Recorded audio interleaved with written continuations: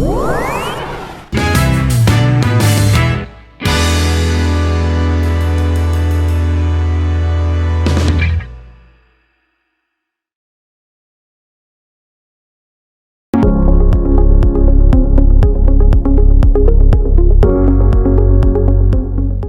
cette vidéo, nous vous présentons la nouvelle génération des solutions de comptabilité EBP qui a été revue pour optimiser votre productivité.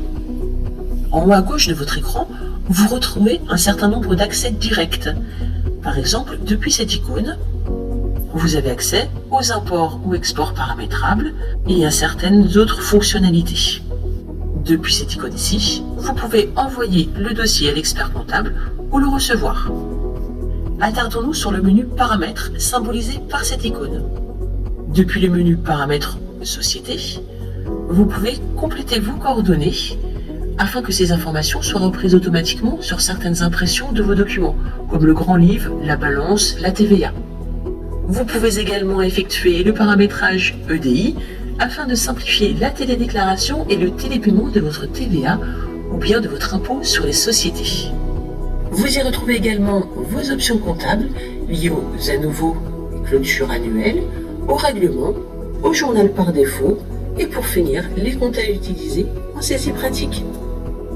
Depuis le menu Paramètres comptables, vous avez accès à votre plan comptable général qui vous permet de gérer les comptes de tiers en auxiliaire ou à votre plan comptable de référence.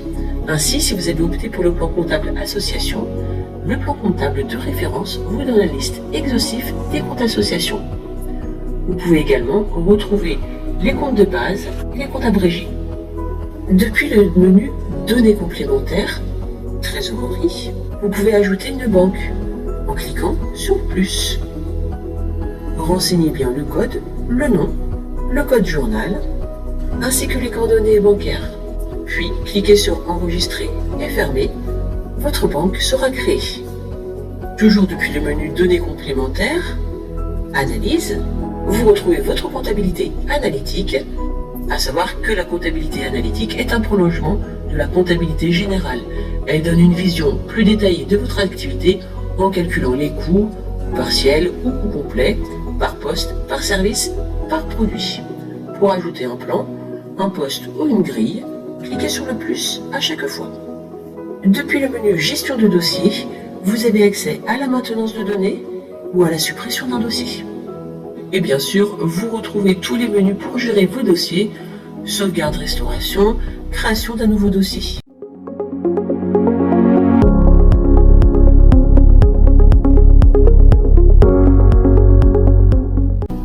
Tout en haut de votre écran, vous pouvez retrouver différents univers de travail qui correspondent à votre chaîne financière. Voyons ensemble le premier univers qui concerne la gestion des écritures comptables. Attention, certaines de ces fonctionnalités ne sont disponibles qu'à partir de la version Pro, version à partir de laquelle nous faisons cette présentation. Après avoir cliqué sur l'univers quotidien, vous pouvez consulter toutes les fonctionnalités qu'il comprend dans le menu secondaire à gauche. Ainsi, vous y retrouvez la saisie par journal, la saisie au kilomètre, la saisie guidée, la saisie pratique, les ventes comptoirs, les abonnements préparés, l'audit de salaire, les notes de frais, écriture de notes de frais, site internet d'administration. Nous allons rentrer dans le détail des 3 fonctionnalités les plus utilisées qui sont la saisie par journal, la saisie au kilomètre et les ventes comptoirs. Commençons par la saisie journal. Pour rappel, la saisie par journal est un mode de saisie utilisant les notions de débit-crédit qui concentre toutes les écritures saisies, quel que soit le mode de saisie, en les regroupant par journal et par mois. Cliquez sur Saisie journal. Pour ajouter une écriture, double-cliquez sur le journal concerné. Une fenêtre s'ouvre sur votre nouvelle saisie. Cliquez sur le plus afin d'ajouter une ligne d'écriture. Renseignez le compte général. Le libellé se renseigne automatiquement. Renseignez également le montant de la ligne d'écriture, du débit ou au crédit. Si les écritures ne sont pas équilibrées, vous pouvez cliquer sur Équilibrer la ligne. Une fois votre saisie terminée, cliquez sur Enregistrer et fermer. Passons maintenant à la saisie au kilomètre. Petit rappel, la saisie au kilomètre vous permet de saisir très rapidement des opérations de nature et de mois différents sans changer de fenêtre. Factures, règlements, opérations diverses. Toujours depuis le menu quotidien, cliquez sur Saisie au kilomètre. Une nouvelle fenêtre s'ouvre, cliquez sur le plus afin de saisir vos écritures. Vous pouvez sélectionner l'exercice sur lequel vous désirez faire votre saisie en le choisissant dans la liste déroulante. Renseignez le journal, la date, le numéro de compte général, le libellé se met tout seul et le montant de la ligne d'écriture au débit ou au crédit. Une fois votre saisie terminée, cliquez sur Enregistrer et fermer. Passons maintenant aux ventes comptoirs. Pour les entreprises effectuant des ventes comptoirs, donc des ventes avec ticket de caisse, le passage des ventes en comptabilité s'effectue sous la forme d'une saisie des ventes d'une journée. Toujours depuis le menu quotidien, cliquez sur Vente comptoir. En cliquant sur le plus, une fenêtre s'ouvre vous permettant de saisir la date de votre ticket Z. Après validation de cette dernière, la fenêtre de saisie du ticket Z s'affiche. Renseignez le montant des recettes, espèces, carte bancaire, chèque, autres moyens, puis enregistrez la ventilation des recettes du jour. Renseignez la nature de la vente, le montant et le type de TVA. Une fois votre saisie terminée, cliquez sur Enregistrer, Enregistrer et fermer. Terminons ce tutoriel avec une petite astuce. Pour gagner du temps, pensez à mettre toutes les fonctionnalités que vous utilisez régulièrement en favoris. Pour cela, un simple clic droit sur la fonctionnalité désirée suffit. Ajoutez aux favoris. L'univers favori, il est donc plus à droite, mais en premier dans le menu principal.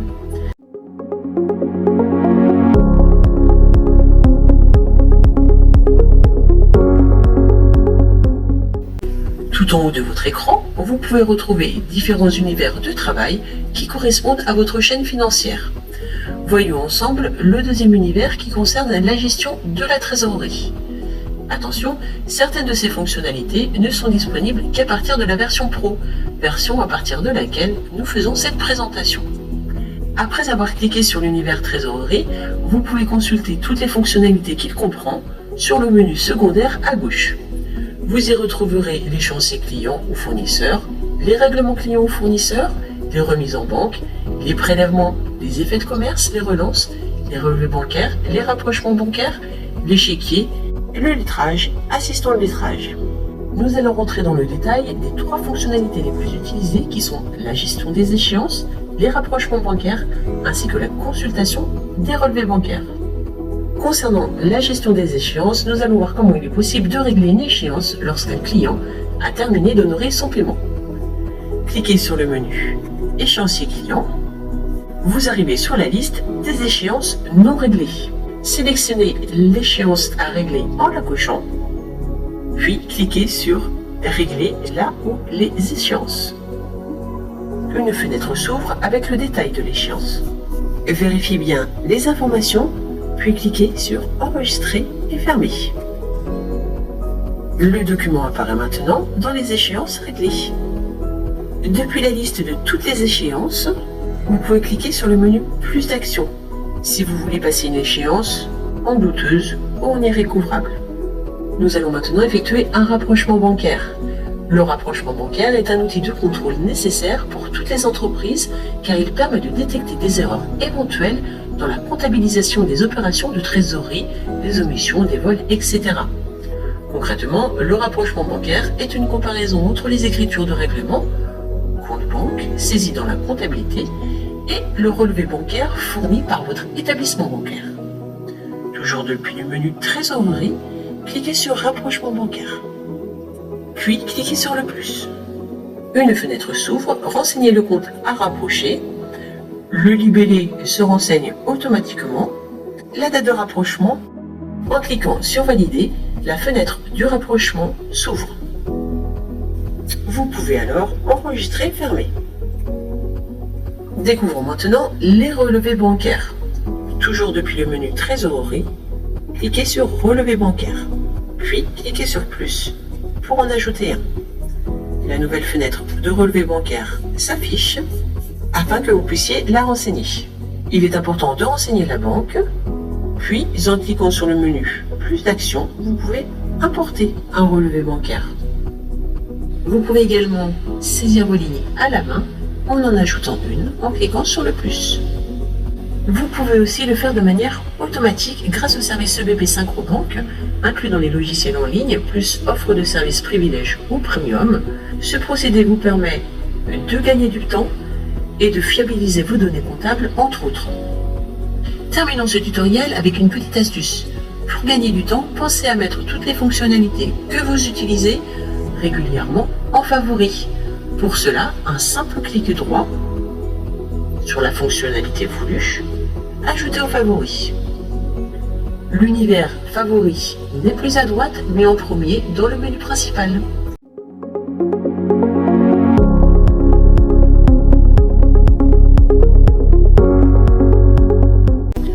Tout en haut de votre écran, vous pouvez retrouver différents univers de travail qui correspondent à votre chaîne financière. Voyons ensemble le troisième univers qui concerne la consultation.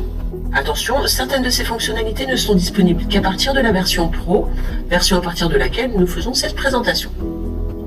Après avoir cliqué sur l'univers consultation, vous pouvez consulter toutes les fonctionnalités qu'il comprend dans le menu secondaire à gauche. Ainsi, vous y trouverez la recharge d'écriture, la consultation des comptes, le grand livre interactif général, consultation interexercice général, la balance interactive générale, la balance interexercice général, les créances douteuses et irrécouvrables. Nous allons entrer dans le détail des trois fonctionnalités les plus utilisées qui sont la consultation des comptes, le lettrage et délettrage, ainsi que la gestion des créances douteuses et irrécouvrables. Afin de consulter des comptes comptables, cliquez sur Consultation des comptes. La consultation de compte permet par exemple d'afficher par exercice l'ensemble des lignes enregistrées sur un compte de type détail. Cette consultation permet aussi bien de connaître le solde réel d'un compte à un instant donné, de procéder au lettrage qui s'impose ou encore d'effectuer des recherches. En sélectionnant l'exercice et le compte, vous pouvez consulter ce que vous voulez. Voyons maintenant comment lettrer ou délettrer les écritures. Le lettrage comptable est une opération qui permet de faire le rapprochement des montants des comptes de clients et des comptes fournisseurs avec les paiements correspondants. Le lettrage est utilisé pour vérifier l'état de règlement des factures par l'attribution d'une marque, le plus souvent une lettre ou une combinaison de lettres. Les factures qui ne sont pas lettrées doivent alors être traitées. Quant au délettrage, il consiste à supprimer le travail du lettrage qui a été effectué. Ainsi, depuis la fenêtre Consultation des comptes, vous pouvez lettrer automatiquement ou délettrer. En passant par le menu Plus d'actions, vous retrouvez le lettrage automatique et le délettrage. Passons maintenant aux créances douteuses et irrécouvrables, par le menu Créances douteuses et irrécouvrables. Concrètement, certaines entreprises peuvent rencontrer des difficultés concernant le recouvrement des créances qu'elles détiennent auprès des clients. Ces créances peuvent revêtir un caractère dit douteux, voire irrécouvrable, et ce pour diverses raisons. Des difficultés financières côté client, par exemple. Dans ce dossier, nous n'avons pas de créances douteuses. Par contre, nous avons un client en créance irrécouvrable. En double-cliquant dessus, vous avez le détail de sa créance. Terminons ce tutoriel vidéo avec une petite astuce. Pour gagner du temps, pensez à mettre toutes les fonctionnalités que vous utilisez régulièrement en favoris. Pour cela, un simple clic droit sur la fonctionnalité désirée, ajouter aux favoris. L'univers favori n'est donc plus à droite, mais en premier dans le menu principal.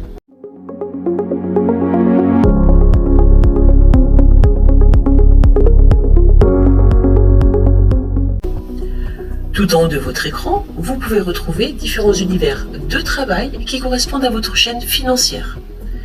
Voyons ensemble le quatrième univers qui est centré sur l'analyse de vos données comptables. Cet univers s'articule autour des trois axes suivants: la gestion de l'analytique, le suivi des indicateurs, ainsi que le suivi sur des prévisions. Attention, l'univers de travail analyse est disponible qu'à partir de la version Pro. Après avoir cliqué sur l'univers analyse, vous pouvez consulter toutes les fonctionnalités qu'il comprend dans le menu secondaire à gauche. Consulter l'analytique, les OD analytiques, le tableau de bord, budget, prévision de trésorerie, statistiques. Nous allons rentrer dans les détails des trois fonctionnalités les plus utilisées qui sont la consultation du tableau de bord, les prévisions de trésorerie, la comptabilité analytique. Commençons par le tableau de bord. En cliquant sur le menu tableau de bord, vous arrivez sur votre tableau de bord personnalisable. À l'aide du tableau de bord personnalisable, vous visualisez les indicateurs clés de votre société tels que le comparatif des résultats, le comparatif chiffre d'affaires, résultats comptables et marge brute, ou encore les 5 plus gros postes de dépenses. Vous obtenez rapidement une vision synthétique des performances de votre entreprise. Pour accéder, cliquez sur le menu Tableau de bord. Vous pouvez configurer votre tableau de bord en cliquant sur Personnaliser. Voyons maintenant la prévision de trésorerie. Pour suivre l'ensemble des mouvements bancaires à venir, appuyez-vous sur le tableau de prévision de trésorerie. Vous êtes ainsi en mesure de mettre en place des actions à destination de vos clients et fournisseurs pour anticiper le risque de trésorerie négatif. Demande de paiement comptant en échange d'escompte, délai de règlement fournisseur, etc. Toujours depuis le menu Analyse, cliquez sur Prévision de trésorerie. Une fenêtre s'ouvre sur le tableau préparatoire. Vous pouvez cliquer sur le plus afin d'ajouter une ligne de prévision ou de générer un lot prévisionnel. Vous pouvez également importer des données comptables en cliquant sur Importer des données comptables. Voyons dès à présent la comptabilité analytique. Vous pouvez, de par ce menu, consulter l'analytique, consulter les lignes d'écriture ou les opérations diverses analytiques. Il faut auparavant avoir paramétré dans les paramètres de votre dossier, depuis le menu Données complémentaires, Analyse, avoir renseigné vos plans post-grille analytique. Grâce à la comptabilité analytique, vous pouvez déterminer la rentabilité d'un service et identifier facilement vos clients et produits à valoriser. Vous profitez ainsi d'un réel outil de pilotage qui facilitera vos prises de décision liées à votre activité. Terminons ce tutoriel vidéo avec une petite astuce. Pour gagner du temps, pensez à mettre toutes les fonctionnalités que vous utilisez régulièrement en favoris. Pour cela, un simple clic droit sur la fonctionnalité désirée, ajouter aux favoris. L'univers favori n'est donc plus à droite mais en premier dans le menu principal.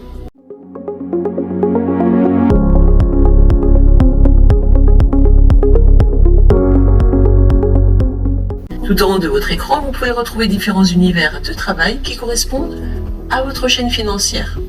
Voyons ensemble le 5e univers qui concerne la génération des déclarations fiscales. Après avoir cliqué sur cet univers, vous pouvez consulter toutes les fonctionnalités qu'il comprend dans le menu secondaire à gauche. Vous y retrouvez les déclarations de TVA, les informations de TVA, les télédéclarations TVA, les déclarations d'IS, télédéclarations d'IS et le fichier des écritures comptables. Nous allons rentrer dans le détail des 3 fonctionnalités les plus utilisées qui sont la génération de la déclaration de TVA, de l'IS ainsi que l'export d'un fichier des écritures comptables. Commençons par la déclaration de TVA. Depuis le menu déclaratif, cliquez sur Déclaration de TVA. L'enregistrement de vos écritures comptables alimente automatiquement votre déclaration de TVA. En quelques clics, vous pouvez également la télédéclarer et la télépayer à la DGFiP depuis votre solution de comptabilité EBP. Pour ajouter une déclaration de TVA, cliquez sur le plus. Une fenêtre s'ouvre vous permettant de choisir la période ainsi que les feuillets que vous désirez inclure dans votre nouvelle déclaration. En cliquant sur Valider, la déclaration de TVA s'ouvre. Après avoir vérifié les montants, vous pouvez cliquer sur le menu Télédéclaration afin de télétransmettre votre déclaration. En cliquant sur Ajouter, vous pouvez ici envoyer, soit en test, soit en réel, votre déclaration de TVA. Vous pouvez également choisir le type de déclaration que vous voulez envoyer. Après avoir fait votre choix, cliquez sur Valider. Votre déclaration est télétransmise. Voyons maintenant la déclaration d'IS. Toujours depuis le menu Déclaratif, cliquez sur Déclaration d'IS. Pour en ajouter une, cliquez sur le plus. Vous pouvez également choisir la déclaration souhaitée. Et en cliquant sur Valider, cela ouvre la déclaration d'impôt sur les sociétés. Après avoir renseigné les montants, cliquez sur Télépaiement afin de télétransmettre votre paiement. Toujours en cliquant sur Ajouter. Cochez Télédéclaration de test si vous voulez télédéclarer en test. Si vous voulez le faire en réel de suite, décochez puis validez. Ainsi, votre paiement est télétransmis. Voyons ensemble l'export des fichiers des écritures comptables. Lors d'un contrôle fiscal, toutes les entreprises sont tenues de présenter un fichier spécifique, le fichier des écritures comptables appelé FEC. Il reprend et uniformise les informations comptables des entreprises. Cette réglementation est en vigueur depuis le 1er janvier 2014. Depuis le 1er janvier 2017, la DGFiP peut contrôler à distance le FEC. Le vérificateur n'a donc plus besoin de se rendre au sein de l'entreprise pour effectuer un contrôle fiscal. Afin de faire un export FEC, cliquez sur le menu « Fichier des écritures comptables ». Vous pouvez choisir d'exporter le FEC ou d'exporter un FEC provisoire. Dans les deux cas, une fenêtre s'ouvre vous permettant de vérifier les informations avant d'exporter. Terminons ce tutoriel vidéo avec une petite astuce. Pour gagner du temps, pensez à mettre toutes les fonctionnalités que vous utilisez régulièrement en favoris. Pour cela, un simple clic droit sur la fonctionnalité désirée, ajoutez aux favoris. L'univers favori n'est donc plus à droite, mais en premier dans le menu principal.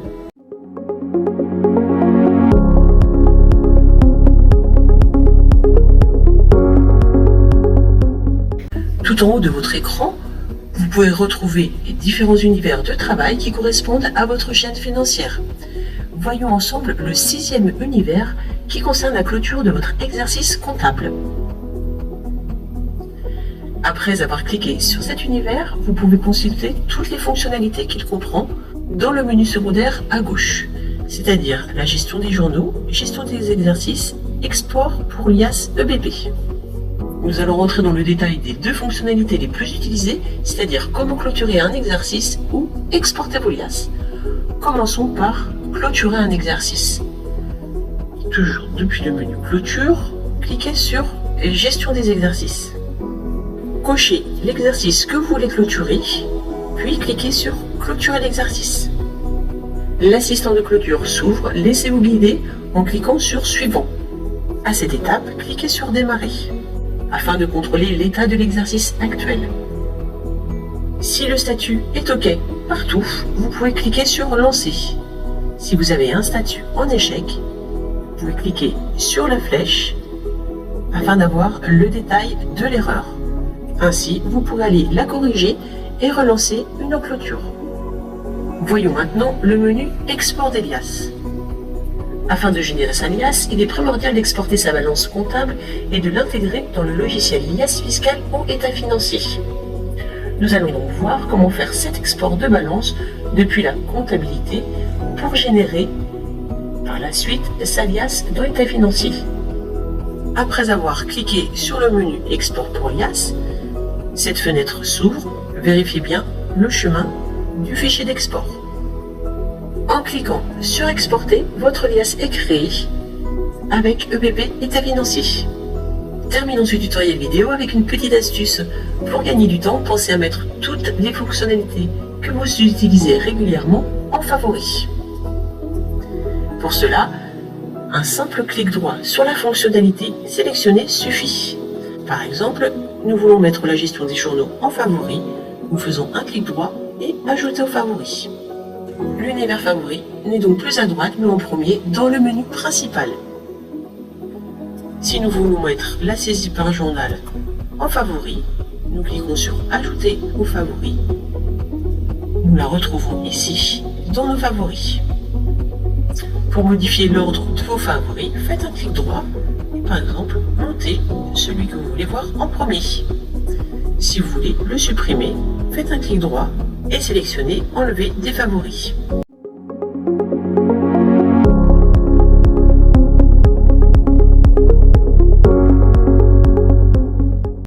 Grâce à notre solution connectable Outlook, synchronisée aux emails dans votre solution EBP. Recevez, envoyez tous vos emails comme si vous étiez directement dans votre messagerie Outlook 365. Et ce, sans sortir de votre logiciel EBP. Dans un premier temps, vous devez vous connecter à notre partenaire Office 365. Pour ce faire, deux possibilités s'offrent à vous depuis le logiciel EBP. Soit vous passez par la Marketplace, ou vous pouvez passer directement par les paramètres de la marketplace. Voyons dans un premier temps comment se connecter à notre partenaire Office 365 en passant par la marketplace. Depuis la page d'accueil de votre logiciel, cliquez sur l'icône Marketplace en haut à droite. La fenêtre Partenaire Marketplace s'affiche. Faites dérouler à l'aide de l'ascenseur les partenaires disponibles et sélectionnez Outlook 365. Cliquez ensuite sur le bouton Activer. Une fenêtre d'information s'affiche, vous indiquant que vous avez activé le service Outlook 365. Il devient donc votre fournisseur par défaut pour envoyer vos emails depuis l'application EBP. Cliquez alors sur la fenêtre fermée. Vous pouvez alors sortir de la marketplace. Voyons maintenant comment procéder si vous souhaitez activer le service en passant par les paramètres de la marketplace. Passez par le menu Mes paramètres, puis sélectionnez Paramètres Marketplace et enfin Outlook 365. Cochez la case Service activé. Outlook se connecte. Une fois la connexion établie, le même message réapparaît vous informant que vous avez activé le service Outlook 365 et que celui-ci devient donc votre fournisseur par défaut pour envoyer vos emails depuis l'application EBP. Pour enregistrer l'activation, n'oubliez pas de cliquer sur le bouton Enregistrer les modifications en bas de l'écran. Cliquez ensuite sur le bouton Fermer. Nous sommes de retour sur la page d'accueil du logiciel EBP. Une fois que votre service est activé, pour permettre la récupération des emails de vos clients depuis l'onglet Contact de sa fiche, vous devez avoir au préalable renseigné l'adresse mail de celui-ci. Si ce n'est pas fait, pour renseigner l'adresse mail de vos clients, passez par le menu Répertoire, puis sélectionnez Tiers. La liste des tiers disponibles du dossier s'affiche. Double-cliquez sur celui que vous souhaitez modifier. La fiche tiers s'ouvre. Positionnez-vous sur l'onglet Facturation. De là, vous pouvez renseigner l'email du contact de facturation ou depuis l'onglet Contact. Et si le contact n'est pas existant, ou si vous voulez en rajouter un, il suffit de cliquer sur le bouton Ajouter. Maintenant, si vous souhaitez accéder à l'historique des emails, cliquez alors sur l'onglet Email. Attention, si vous venez de renseigner l'email de votre client, l'historique n'apparaîtra pas. Pour envoyer un nouveau message, cliquez sur le bouton Nouveau message. Le masque de saisie d'un email s'affiche. Il ne vous reste plus qu'à rédiger l'email et de cliquer sur le bouton Envoyer.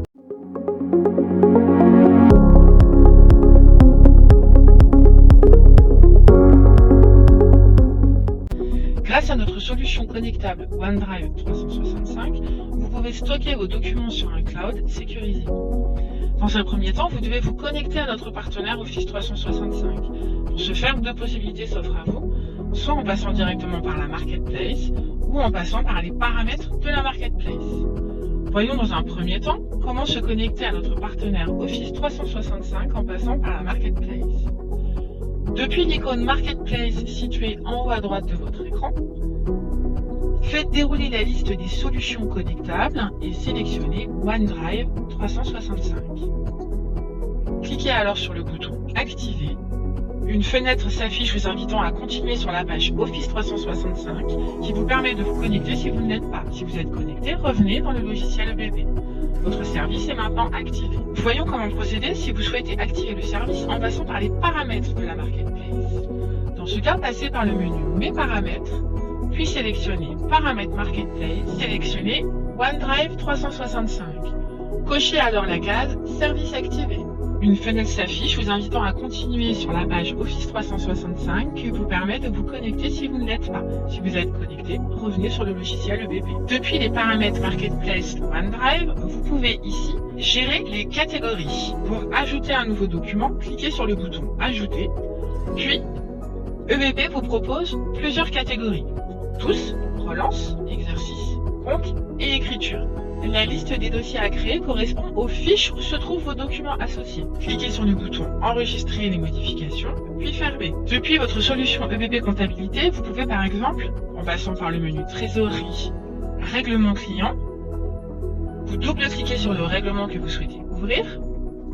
En passant par l'onglet Notes, vous pouvez ajouter ici un document associé disponible depuis le fichier OneDrive 365. Pour plus d'informations, visitez notre site web www.osas.oma ou contactez-nous sur 0776 00 63 60.